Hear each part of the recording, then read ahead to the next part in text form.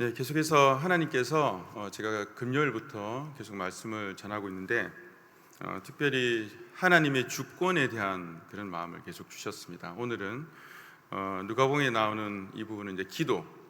누가복음 11장 초반에는 1절부터 13절, 오늘은 5절부터 13절 읽었는데요. 5절 앞에 1절에서 4절은 그 유명한 예수께서 가르치신 주기도문입니다. 주기도문과 방금 읽으셨던 11장 초반부 13절까지는 예수님께서 기도에 대한 definition, 그 정의를 내려주시는 것입니다. 종교마다 기도문이 있는데 기도의 내용 자체는 그 종교의 신앙 정체성을 드러내는 것이죠. 제자들이 세례 요한도 자기 제자들에게 기도를 가르친 것처럼 우리에게도 가르쳐달라고 예수님께 간청했을 때 나온 주기도문은 그 자체가 기독교의 표상이고 시그너처입니다. 하늘에 계신 아버지의 이름, 그 존재를 거룩히 드러내시며 그분의 나라가 이 땅에 임하시기를, 뜻이 하늘에서 이루어지기를 기도하는 것은 무엇보다 하나님의 주권을 선포하고 인정하는 기도입니다. 세상에 어디에도 없는 기독교 진리의 경쟁력인 넘버 2라는 우상이 없는 오직 한 분뿐인 하나님의 주권과 중심성을 드러내는 것이 주기도문입니다. 신도들이 이 기도의 개념에 대해서 정말 무엇이 중요한지를 살필 때는 주기도문을 점검해 보면 되는 것입니다. 그리고 그에 이어서 오늘 읽었던 본문이 이어지는데요, 예수님께서 기도에 대해서 직접적으로 세 가지를 더 가르치십니다. 첫 번째 비유가 오늘의 설교의 키워드가 되는데요, 그런 비유를 드십니다. 기도에 대한 것인데, 어떤 이가 밤중에 친구가 찾아왔습니다. 근데 자기가 내놓을 것이 없어서 이웃의 친구에게 찾아가서 빵 3덩이를, 그러니까 성인 1인 1명이 급히 끼니를 때울 만한 큰 분량의 어떤 양식은 아닙니다. 그렇지만 자기가 그 떡이 떨어진 것이에요. 그 사람이 밤임에도 불구하고 지금 아이들하고 다 자고 있는데 이웃의 친구에게 가서 밤중에 내 친구가 찾아왔는데 좀 떡 3덩이만을 좀 구워달라고 얘기하는 것입니다. 근데 그 사람이 안에서 나 괴롭히지 마라, 문은 닫혔고 아이들과 자려고 누웠다, 내가 일어나면 다 일어나야 되거든요, 아이들까지. 너의 청혼을 들어줄 수 없다라고 할 리가 있겠느냐. 내가 너에게 말하고 싶은 것은 그 사람이 친구라는 이유만으로 그가 일어나서 청을 들어주지 않겠지만 그의 간청함, 그가 간절히 끈질기게 청했기 때문에 일어나서 요청할 것을 줄 것이다란 내용으로 읽혀집니다. 자, 이 기도의 비유는요, 보통 마태, 마가, 누가, 요한 중에 마태, 마가, 누가가 상당히 많이 겹치는 부분이 많은 것은 여러분 아실 겁니다. 그것을 같이 바라본다고 공관복음이라고 부릅니다. 많이 겹쳐요. 근데 굉장히 재밌게도 이 비유만큼은 누가복음에서만 나옵니다. 이 비유, 이 친구의 이 떡을 친구가 찾아와서 청하는데 내가 간청하니까 내가 준다. 이 비유가 여기밖에 나와 있질 않습니다. 근데 여기에서 나오는 키워드가 그의 간청함인데, 기도를 들어주시는 근거가 밤중에도 그가 찾아왔던 끈질긴 간청 때문에 주시기 때문에 기도를 하나님께 간절한 마음으로 최선을 다해서 청하면 들어주신다라고 많이 해석이 됩니다.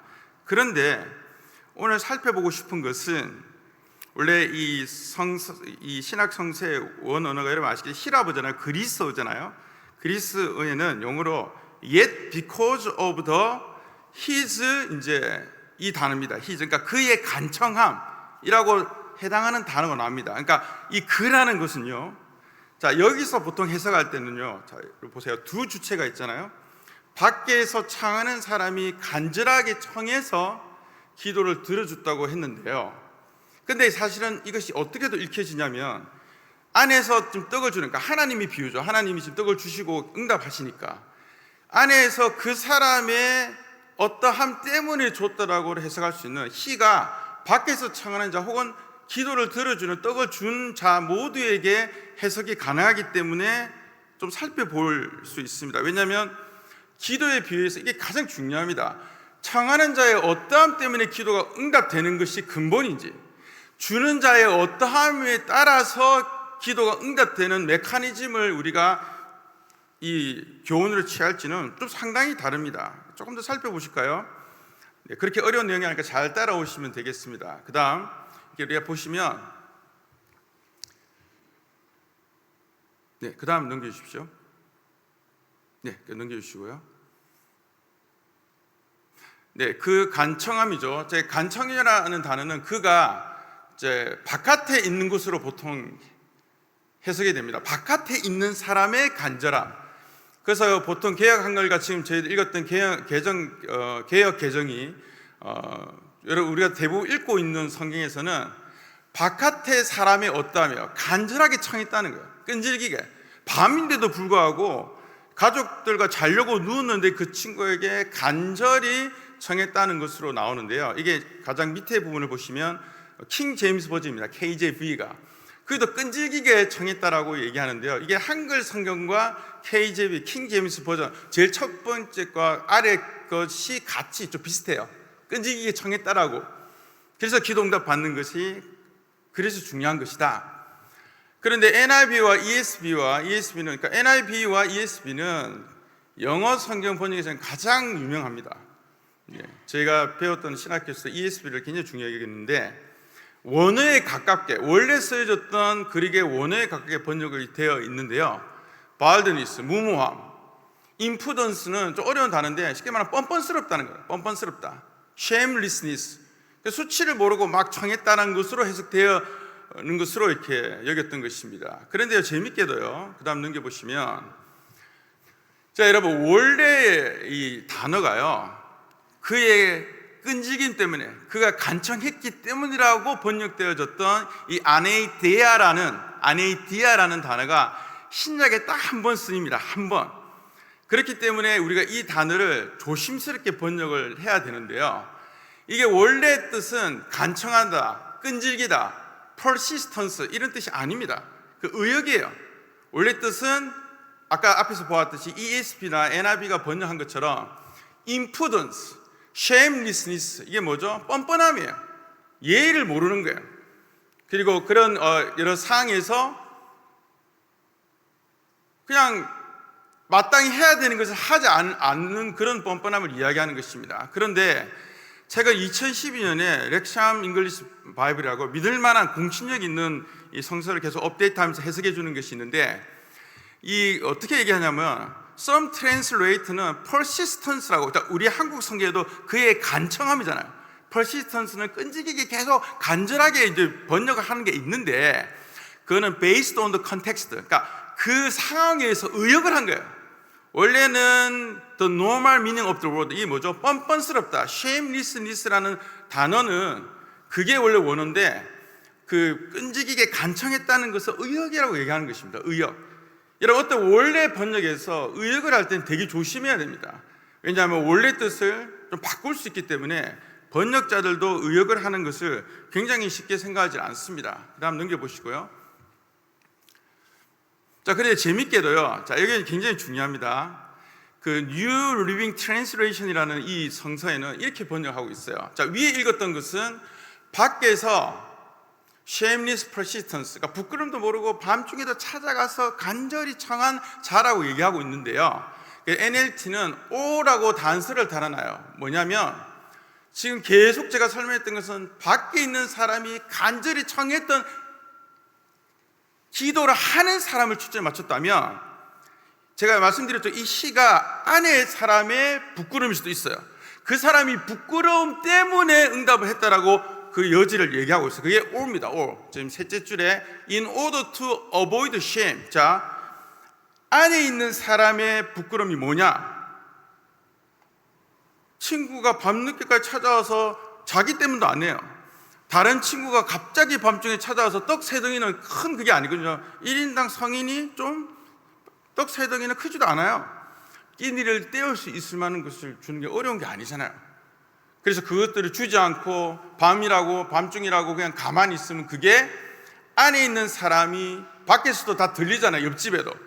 그게 수치가 되는 거예요. 그게 shamelessness가 되는 거예요.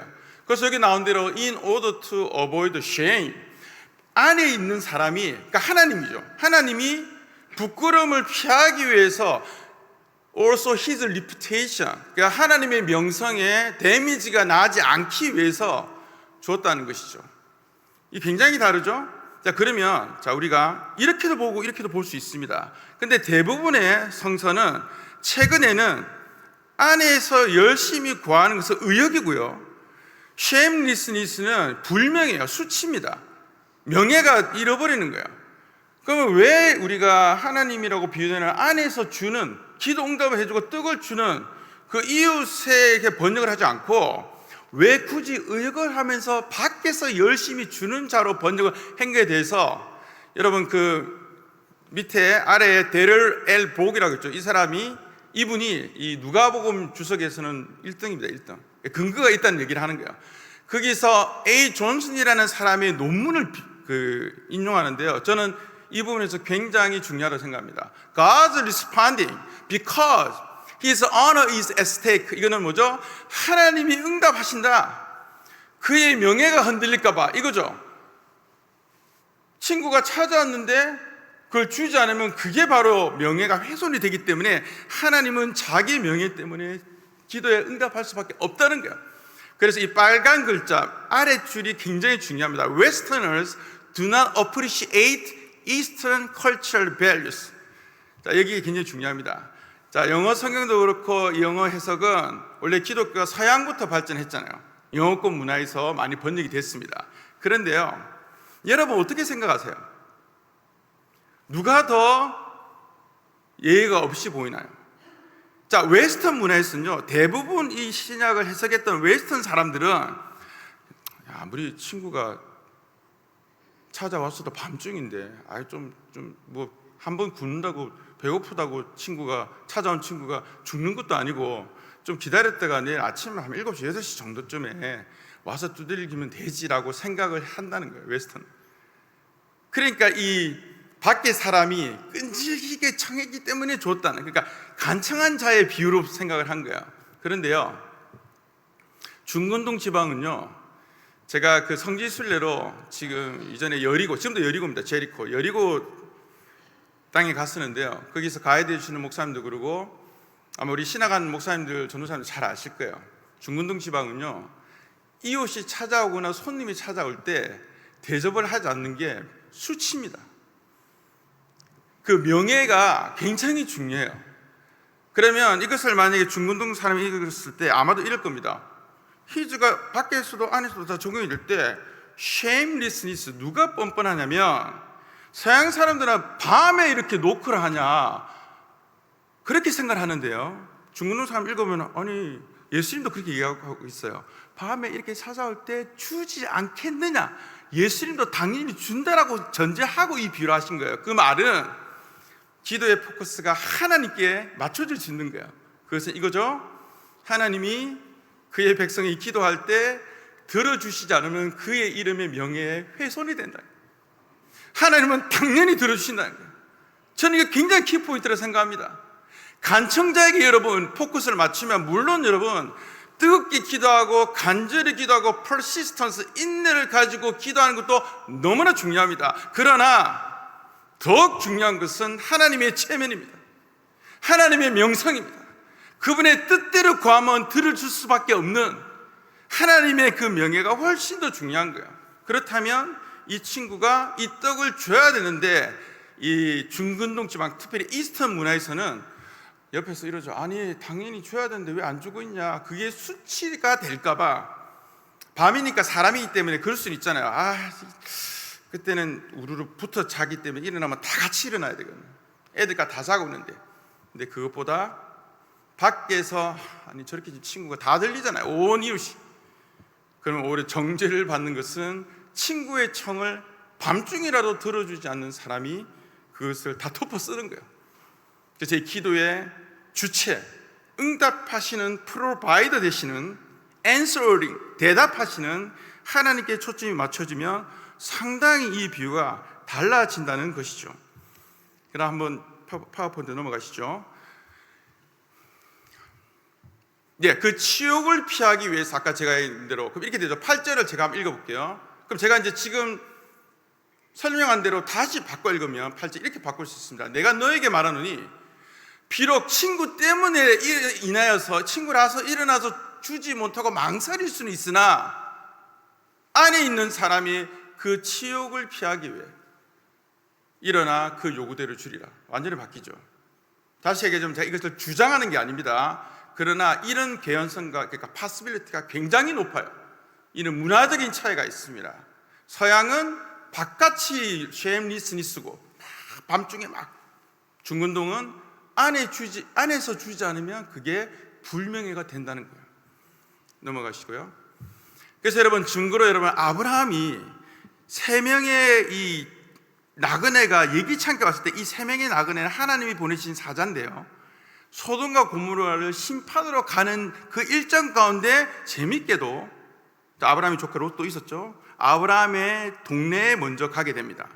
그 세 명이 이제 지나가면서 여러분 아브라함의 이 동네에서 이 족장이었잖아요. 이 부족에서 이 세 천사 이 나그네를 어마어마하게 대접합니다. 고온가루, 밀가루, 당시에는 중근동에서 귀한 재료인데 13kg의 밀가루를 부어서 전병 떡을 만들고 300개나 만들었어요. 그것을 한꺼번에 굽기 위해서는 온 마을이 다 동원돼야 돼요. 게다가 송아지 요리까지 대접했는데요. 당시 목축업자들 떠들면서 목축업하는 사람이잖아요. 이 고기 자체가 나오는 거는 상상할 수 없는 거야. 근데 세 명의 이 나그네를 언제 봤다고? 근데 이들이 그래도 명예가 걸려있어요. 송아지 한 마리 다 잡았어요. 150kg나 됩니다. 송아지 한 마리 잡으면. 솥에다 쪄서 나오는데 오랜 시간 삶고 손질하는 정성. 그러니까 이들의 대접을 받고 여러분 좀 소름 끼치는 거는 너무 극진히 대접할 때는 이 마을에 아브라함의 어떤 이 동네는 그 부족은 명예가 살아있다는 것을 드러내고요. 소돔과 고모라를 갈 때 여러분 그거 기억하세요? 소돔과 고모라는 어떻게 했죠? 나그네를 박대했습니다. 그러니까 여러분 이 수치 문화가요, 쉐임 문화가요, 중근동 지방에서는 굉장히 중요한 것입니다. 자, 그럼 제가요, 자, 그 다음 넘겨주십시오. 자, 이러면 이제 이게 설명이 됩니다. 지금 제가 11장의 이 비유는 누가복음에 나온다고 했는데 제가 읽었던 본문의 마지막 부분에 보세요. 뭐가 강조되어 있습니까? 한번 보십시오. 간청하는 자가 중심이 되어 있나요? 아니면 응답하는 자가 강조가 되어 있나요? 너희 중에 아버지가 되는데 누가 아들이 생선을 달라는데 생전에 뱀을 주냐? 이때 뱀은 약간 그 물장어, 물뱀이에요. 물뱀은 여러분 알다시피 유대인들은 부정한 음식에 비늘이 없거든요. 부정한 음식 먹지도 못해요. 그러니까 너무나 당연한 거예요. 어떤 아비가 생선도 되게 귀하거든요. 당시에 그것도 생선을 주죠. 맛있는 생선을. 물뱀을 줄 수도 없어. 비늘도 없는 것을 어떻게 먹어요? 그러니까 아버지가 당연히 생선을 주지 않냐? 누가 물뱀을 주겠느냐는 의미입니다. 뒤에 비유는 더 대놓고 얘기합니다. 알을 달라는. 알은 비둘기 알이거든요. 그 당시에 비둘기를 사육을 했어요.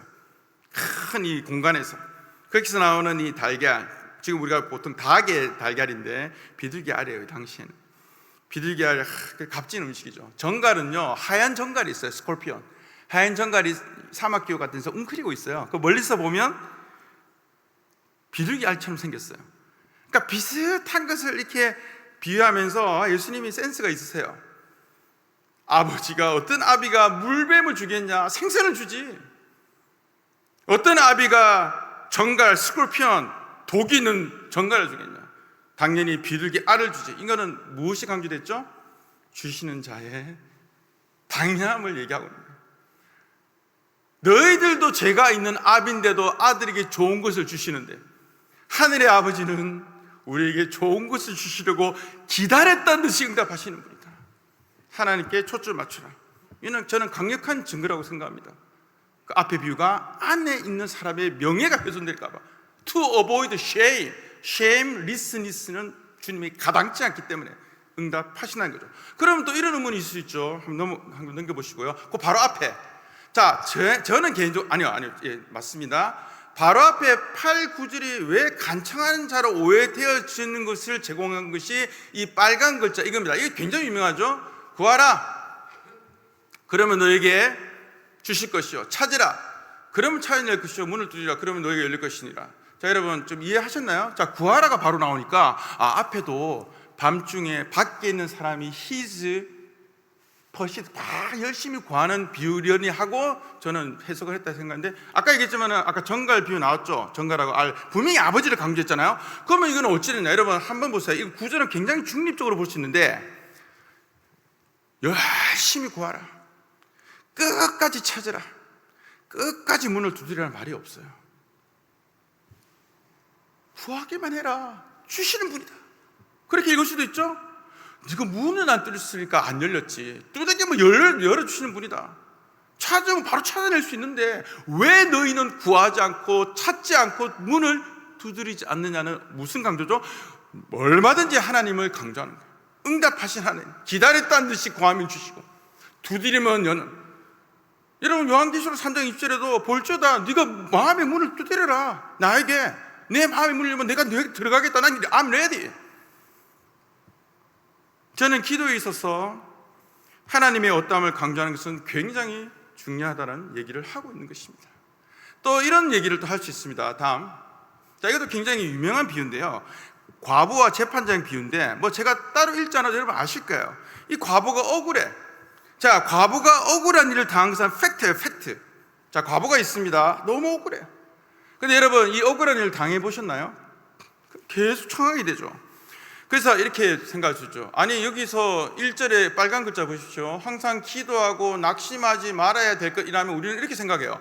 아, 항상 기도하고 낙심하지 말라는 것은 끝까지 퍼시스턴스하게 계속 기도하라는 걸 볼 수 있는데요, 잘 보면 그렇지 않아요. 자, 아까 제가 말씀드린 대로 과부는 억울해요, 그죠? 그 팩트는 그대로. 하나님이 그 억울함을 모르실까요? 아시죠?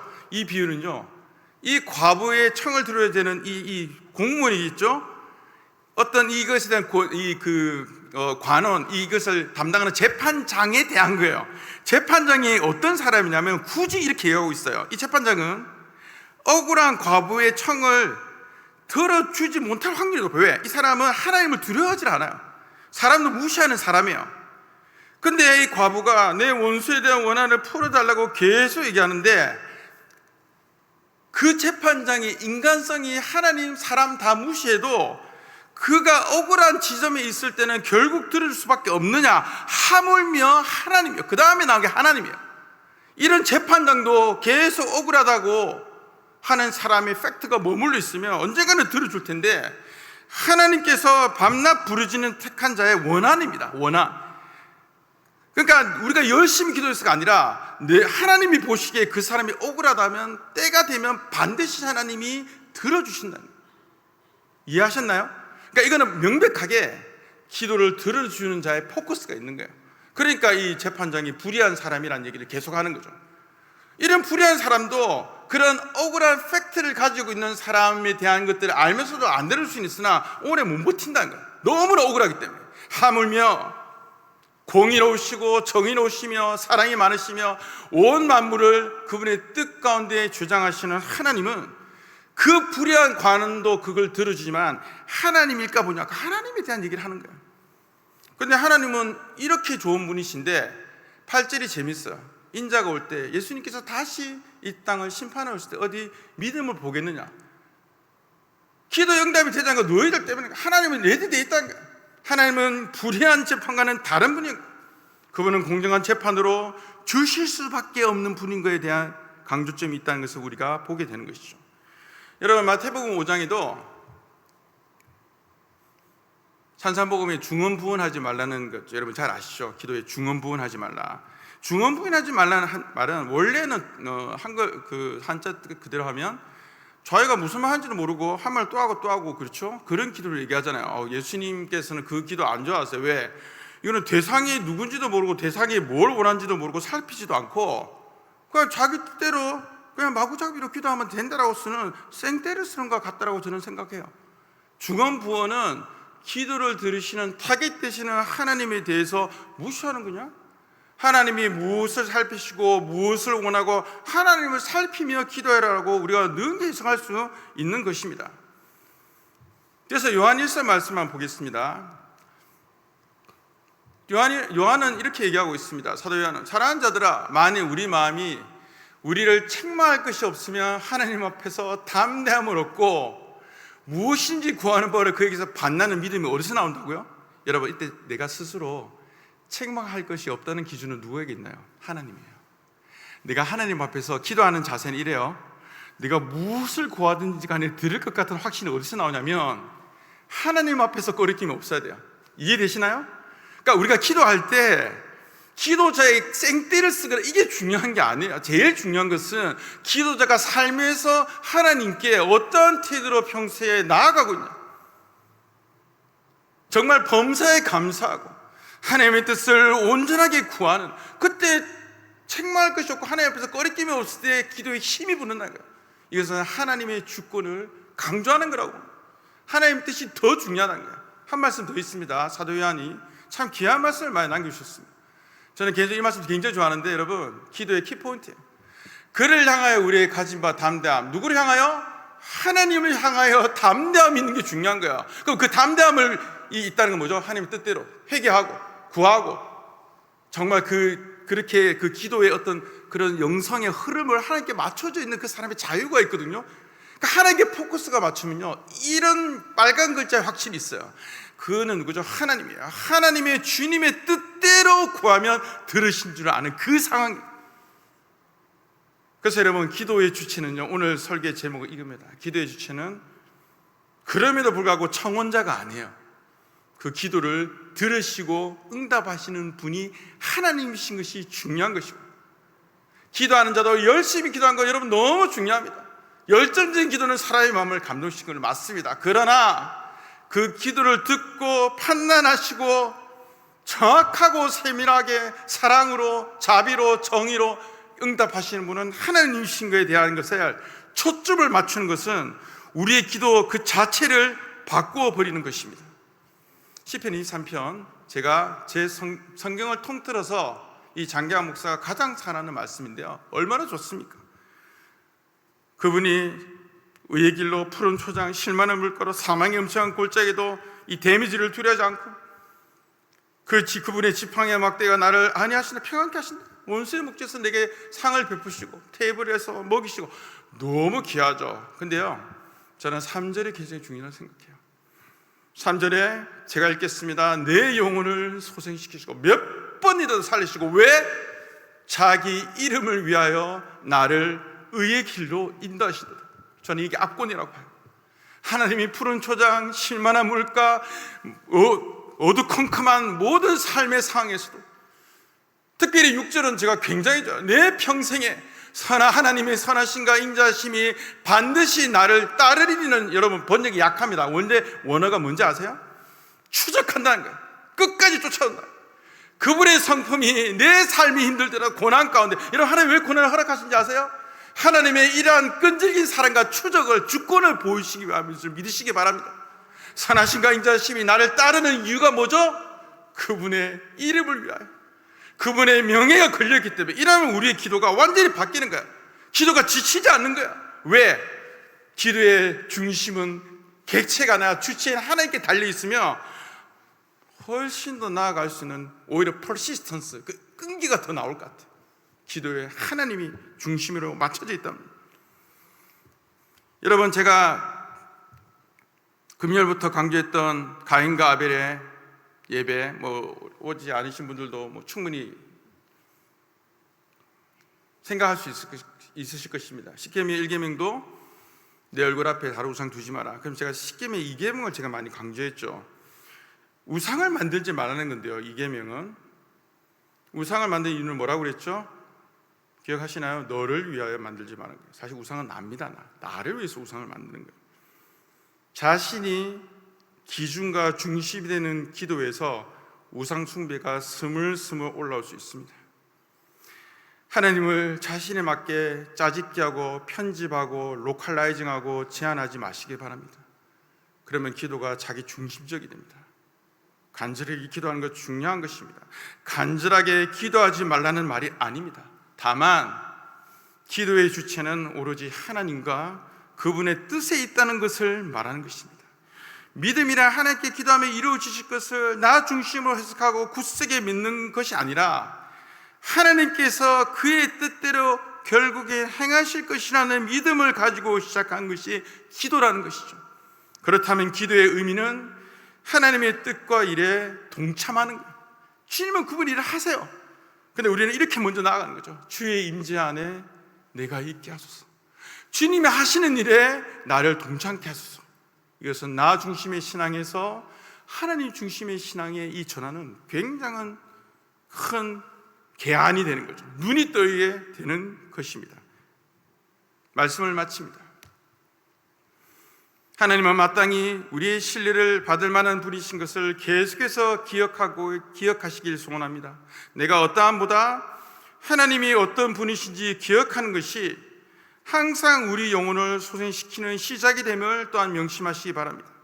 이럴 때 우리의 기도가 쉽게 낙심의 길로 가지 않고 우리가 하나님과 동행하는 긴 여정과 긴 호흡으로 걸어가게 될 것임을 믿으며 이런 굳건한 믿음의 기도 생활을 풍성히 누리시는 타코마 새생명교회 성도님이 되시기를 주의 이름으로 축원합니다.